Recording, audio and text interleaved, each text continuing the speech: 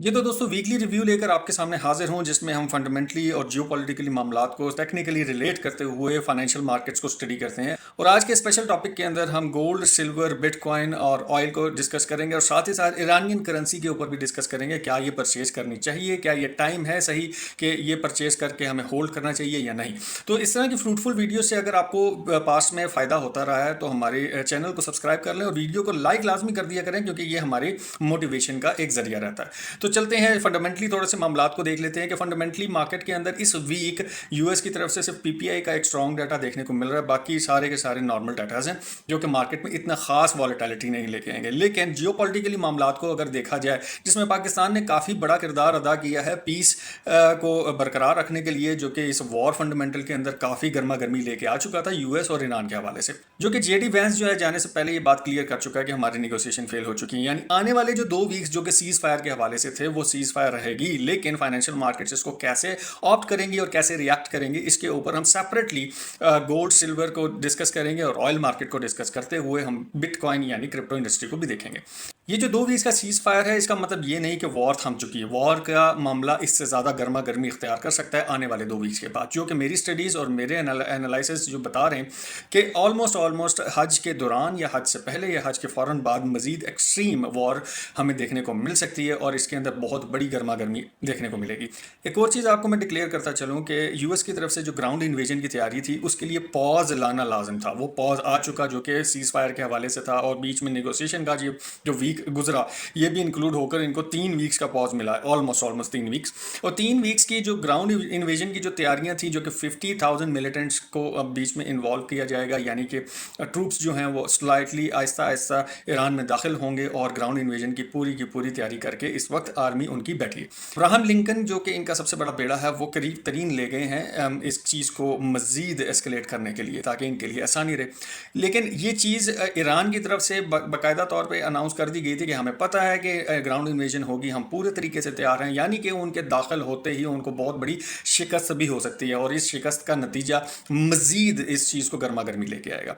इसका रिजल्ट आने वाले 2 वीक्स में फाइनेंशियल मार्केट्स के ऊपर क्या देखने को मिलेगा। वक्ती तौर के ऊपर आपको जो डॉलर है वो आपको स्ट्रॉन्ग होते हुए नजर आएगा। स्ट्रॉन्ग होते ही मार्केट एक वापस रिट्रेस लेगी। स्ट्रॉन्ग क्यों होगा? क्योंकि मैंने आप लोगों को पहले क्लियर किया है कि डॉलर की मांग क्यों बढ़ती है, क्योंकि लोग अपने प्रेशियस एसेट्स को सेल करते हैं और डॉलर को होल्ड करने की कोशिश करते हैं, क्योंकि फियर इंडेक्स इंक्रीज हो जाता है। इसी तरह गोल्ड के अंदर भी आपको जो ओपनिंग है वो आपको गैप डाउन से देखने को मिलेगी। ऑलमोस्ट $40 का गैप डाउन फौरी तौर पे होगा और इसके अंदर सेल प्रेशर आपको आइंदा आने वाले दोनों वीक्स में देखने को मिलेगा। मजीद ये सेल प्रेशर कंटिन्यू रह सकता है अगर तो ये एस्केलेशन वापस स्टार्ट हो जाती है और वॉर फिर दोबारा इस सीज फायर के बाद स्टार्ट होती है। लेकिन इसका मतलब ये नहीं कि डायरेक्टली गोल्ड नीचे हिट करेगा। पहले गोल्ड एक रिट्रेसमेंट देगा, रिट्रेसमेंट देने के बाद अपने वापस उस हाइज को टेस्ट करेगा जहां से मार्केट गिरी, या थोड़ा सा मजीद ऊपर जा सकता है। इसको देखा देखी थोड़ा सा सिल्वर भी अपने आप को डाउनवर्ड डायरेक्शन के बाद एक बुलिश मोमेंटम देगा, जो कि लास्ट वीक मैंने आप लोगों को क्लियर कर दिया था। जो ऊपर से बाइंग करके बैठे हैं उनके पास ये चांस आएगा, वो अपने आप को एग्जिट स्ट्रैटेजी में रखते हुए बाहर निकलने की कोशिश करें। ऑयल जो है वो फौरी तौर पे आपको एक बुलिश मोमेंटम दिखाएगा। बुलिश मोमेंटम के बाद वापस एक थोड़ा सा कूल डाउन होने की कोशिश होगी। जैसे ही कूल डाउन होगा तो आपको गोल्ड और सिल्वर वापस ऊपर की तरफ जाते हुए नजर आएंगे। कूल डाउन का मतलब ये नहीं कि ये क्रैश करेगा। क्रैश से मुराद ये कि अगर तो मुआयदा हो जाता है इन्हीं 2 वीक्स के अंदर तो शायद हमें 70s का एरिया वापस देखने को मिले, लेकिन जो नज़र नहीं आ रहा, जो कि मैं पिछले 2 से 3 एनालिसिस वीडियो के अंदर आपको बता चुका हूँ, मार्केट 80 से ऊपर सस्टेन करने की कोशिश करेगी क्योंकि वॉर ख़त्म नहीं हुई। अगर हम क्रिप्टो इंडस्ट्री के हवाले से बात कर लेते हैं, बिटकॉइन के अंदर search up and search down जो आपको देखने को मिल रहे हैं वो क्यों देखने को मिल रहे हैं। ईरान की तरफ से ये बात क्लियर हुई थी कि जो यूएस के जो शिप्स हैं उसको वो जाने का इजाज़तनामा देंगे, लेकिन उसके ऊपर टोल लगेगा $1 पर बैरल। एक शिप के ऊपर कितने बैरल होते हैं आप खुद कैलकुलेट कर लें, क्योंकि पेमेंट मोड इन्होंने ईरानियन करेंसी, चाइनीज़ करेंसी और बिटकॉइन के अंदर ही डिक्लेयर की है। और अगर बिटकॉइन के अंदर अगर इनकी पेमेंट मोड स्टार्ट होती है तो एक शिप ऑलमोस्ट 1 से लेके 1.25 बिटकॉइन की पेमेंट जनरेट करता है, जिसकी वजह से आपको बिटकॉइन के अंदर सर्च अप्स देखने को मिलेंगे। नो डाउट मार्केट बिटकॉइन की बेरिश ट्रेंड के अंदर है और इसने नीचे जाना है, लेकिन इसको जो बुलिश प्रेशर मिलेगा वो इसी पेमेंट मोड की वजह से मिलेगा। लास्टली जो मेरे से काफ़ी लोग सवाल करते हैं कि ईरानियन करेंसी लेनी चाहिए या नहीं लेनी चाहिए। 2 वीक्स पहले मार्केट में ये 1 करोड़ की जो अमाउंट है, यानी जो 1 करोड़ का नोट ईरान ने इशू किया उसकी वर्थ थी 2000 रुपीज़ पाकिस्तानी सिनेरियो के अंदर। वो 2000 रुपीज़ से 4x इंक्रीज हो गया, यानी 8,000 की करंट वैल्यू चल रही है 1 करोड़ रुपए, 1 करोड़ ईरानियन की।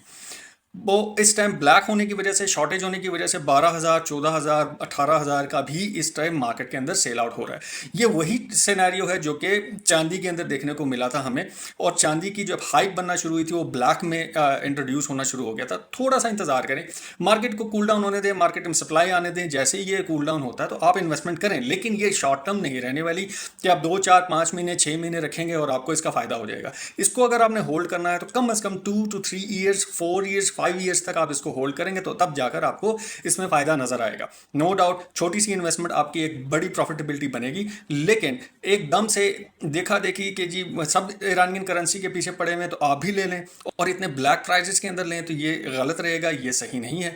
तो उस बंदे से रब्ता करें जो कि आपको करंटली एक्सचेंज रेट के ऊपर ईरानियन करेंसी दे रहा है जो कि 8,000 और 9,000 के दरमियान में है, तब तो ठीक है। ब्लैक के अंदर अगर कोई आपको ऑफर कर रहा है 12,000, 14,000, 18,000, उसको आप थोड़ा सा एग्जिट करें और थोड़ा वेट करें ताकि मार्केट के अंदर एक ईज पैदा हो। तो इस तरह की फ्रूटफुल वीडियो से अगर आपको फायदा होता है और आपके रोजमर्रा की जिंदगी में आसानियां पैदा होती हैं तो इस वीडियो को लाजमी लाइक कर लें और हमारे चैनल को लाजमी सब्सक्राइब करके रखें ताकि इस तरह के जो भी अपडेट्स आए वो आपको टाइमली मौसूल हों और आप उससे फ़ायदा हासिल कर सकें। तो इसके साथ आपसे लेता हूँ इजाज़त। दुआ में याद रखिएगा। अल्लाह ने के बाद।